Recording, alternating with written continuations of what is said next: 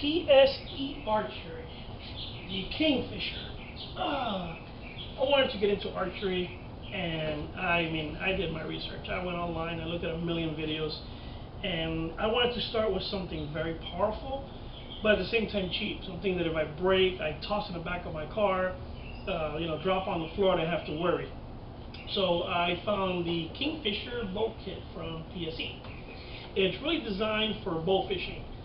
It comes with a Cajun archery reel. It comes with a bow fishing arrow, and out of the box it's pretty neat. It's very clean. It's a heavier bow, much heavier than a regular standard bow. Average bows are 2.5 pounds recurves.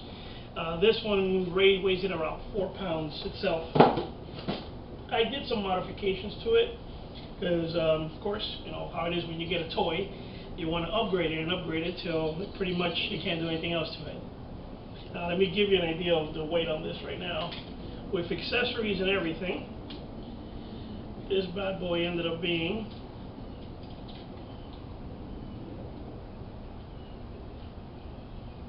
4.48 pounds. So it's a little heavy.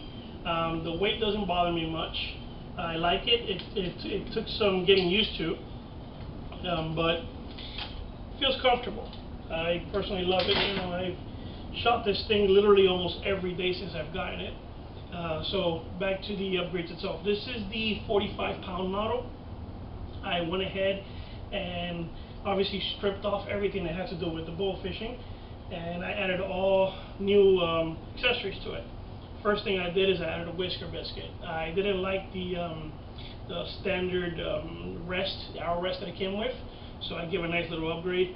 Then I went ahead and added a silencer in the front because of the vibration. It's a very heavy bow, it's very strong, and there is a pretty heavy vibration at the end. It doesn't. If you're going to go hunting with it, you need it. It doesn't really bother me too much. I added a couple of silencers pads up on the string to help calm down the noise. And I added a nice bow wrist grip right here on the side. Oh yeah, and this thing. If you don't want a permanent tattoo on the side of your arm, very, very recommended for you to get one.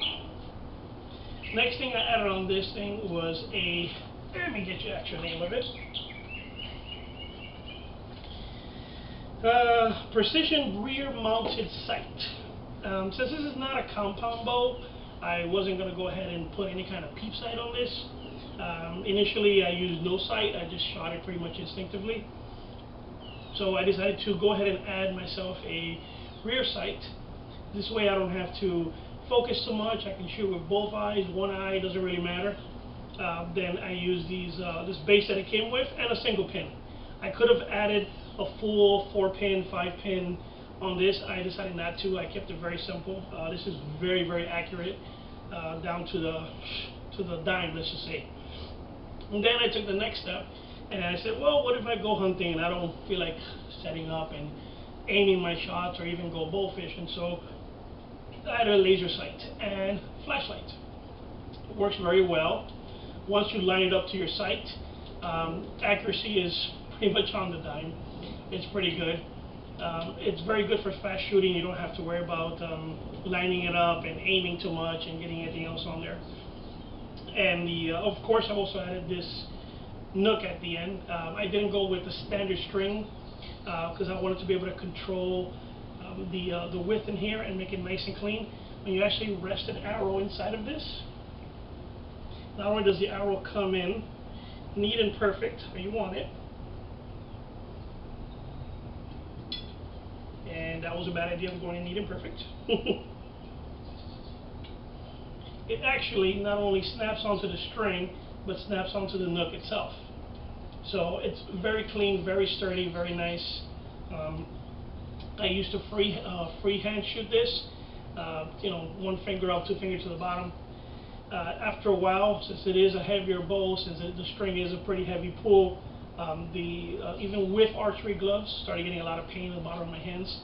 So I decided to upgrade this and go into my new best friend, the Release.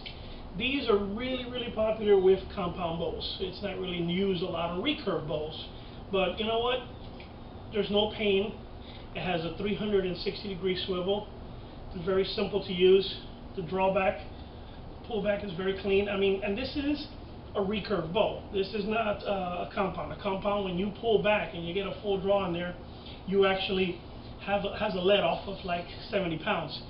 Meaning if you have a 40-pound bow, 50-pound bow, 60-pound bow, by the time you get back here, you're only holding back 15 pounds, 10 pounds. It's not too bad. On a recurve, when you have got a 45 and you're pulling, you're holding that 45.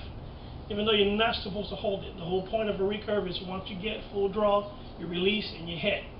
But when you're first starting off and you want to get better aim on everything you want to hit, you want to make sure, you want to hold it just a little bit, just to give you just enough time to get that in there and pull. And there's different techniques of how you put. Some people go under the neck, some go on the side. A lot of times with grips, you'll see a lot of people doing a reverse pull. It's really more on your comfort zone and what you feel better with and what's less painful for you. But this is like the greatest invention in the entire world right here. I'll tell you that.